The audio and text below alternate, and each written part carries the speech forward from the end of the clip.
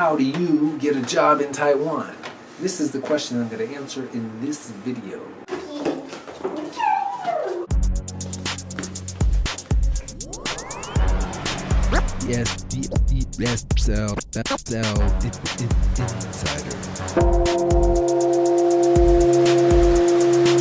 So first off, to teach in Taiwan, you usually need to have a 4-year degree and to be a native speaker.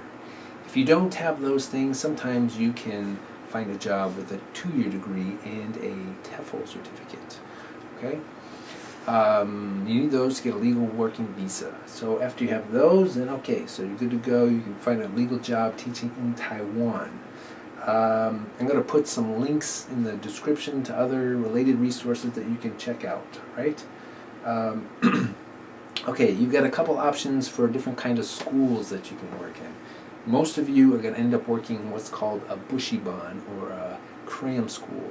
These are private language institutes, and there's different times of the day. There are different kinds of buxibans, but usually they're after public school hours. Okay.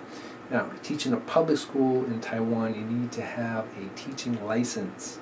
Okay, a teaching license, and then to teach in a university, you usually have to have a master's degree.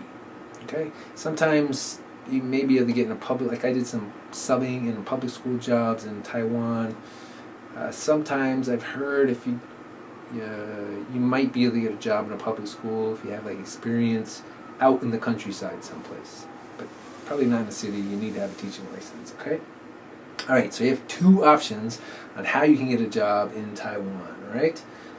Number 1, you can try to find a job online before you go. And number 2, you can go there and look for a job.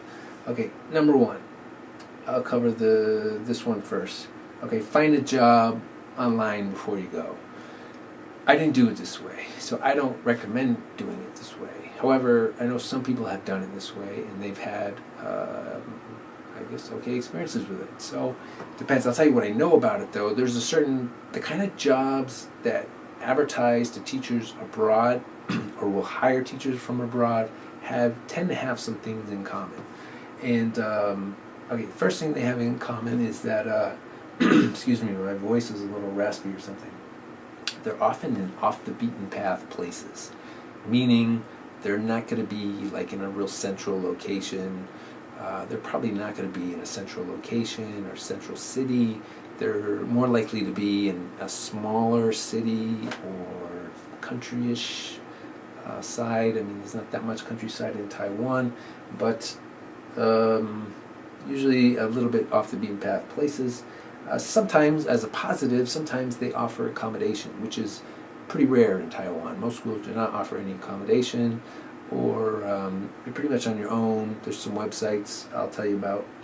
This is all based on an article on my site too, so you can go to my site and get more information on that and find links to other resources and stuff. Sometimes these sites, these positions are through recruiters. Now, I tend to stay away from recruiters when possible, just because some people have fine experiences with them, I guess, but I never met one that I like. Okay, they're middlemen, so it's kind of like an unnecessary step. Basically, you're a teacher and you want to find a school to work in. And of course, the recruiter will say, "Yeah, but we can help you find a school to work in." But you don't need them to find a job. However, some of these recruiters will advertise for jobs. Okay, so they also tend to be lower pay. So a lot of these jobs that do hire from abroad tend to be on the lower pay, on the end of the pay spectrum. Okay, so there's 4 things. They're often in off the beaten path places. They might offer some accommodation, which can be good. Sometimes it's free, sometimes it's not free. Some are through recruiters, and sometimes they're lower pay. Those are things that they tend to have in common.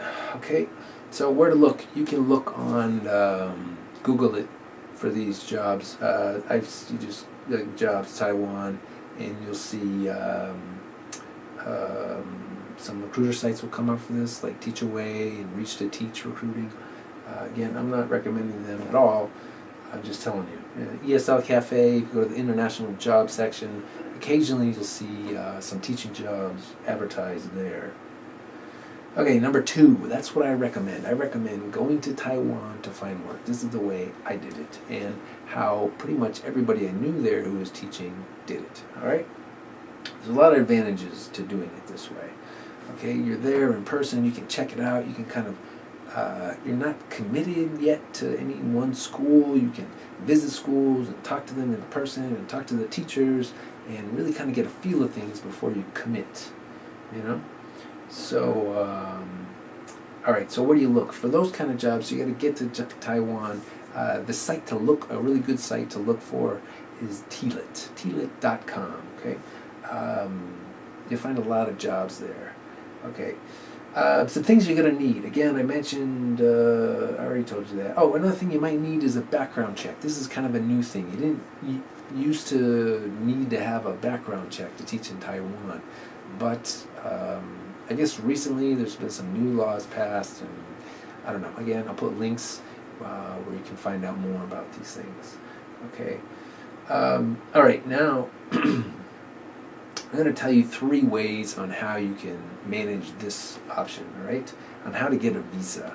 Okay, so how to go to Taiwan and find work. This is what it's going to be.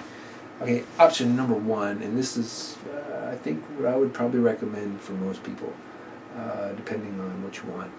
This is, right now you can go to Taiwan if you're going to have to check on your country, but if you're a U.S. citizen, you can show up in Taiwan and get 3 months on a visa, on like a tourist visa. It's called a landing visa, and then you'll have to leave. So that 3 months will give you plenty of time to find a job and home and all that stuff, you know. So, and then what's going to happen is after you find a job, you're going to have to leave the country again. Most people go to Hong Kong. I've been to Hong Kong from Taiwan, I don't even know how many times. A lot. I've taken probably like at least like 7 trips back and forth, at least. And for a visa run, it's not very expensive. Usually I used to fly for less than $200 round trip.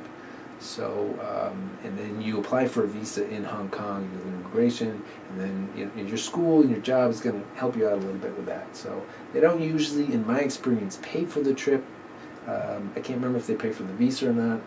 You're going to have to talk to the school to find out more about that.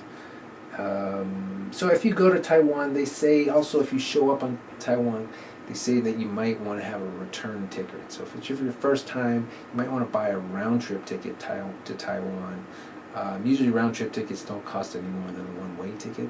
So it doesn't really matter, but the officials might want to see that. If you don't have it, then just tell them you just haven't finalized your plans yet. You're going to travel around Asia or something like that, and you usually get by. And I never had any problems with that. Okay, you got another way, option 2. You can try to apply for, I don't recommend this anymore. This used to be the way that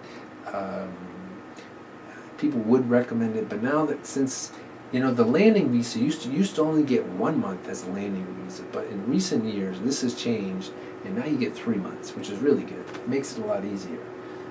So option 2 is to apply for a multiple entry tourist visa. Say you're going there to travel, it's not a good idea to say that you're going there to teach English, okay? I don't recommend this way. Basically, the conditions of your visa will be a little bit different, and I don't know, you can look into it, multiple entry tourist visa. Sometimes they give them for 2 months, and you can extend them, or sometimes you can leave the country and come back and get another one. But if you're going to do that, just go with option number 1. That's what I think. Okay, option number 3. This is kind of, this could work for some people. I think it could be pretty good. If I was going to Taiwan and I had a pretty good financial situation, I might take this way because it's got a couple of benefits. And that is to study Chinese. If you study Chinese, some schools will give you a visa so that you can stay in Taiwan and you can work part-time as well. You're going to have to study like a few hours a day or something to get it, and it's probably going to cost you a little bit of money, but you could do that, and you get a visa, and you can work part-time, and maybe if you really just want to work and teach English, maybe not the best option for you, but I think it's a good option for some people. It's really good for freedom, because your visa's not tied to your employer like it would be in other situations. So that's pretty good. Now those are your options. So again, it comes down to you basically have two ways to get a job in Taiwan. You either go there and look, or you look online. I recommend going there and looking. Yep, and there you have it.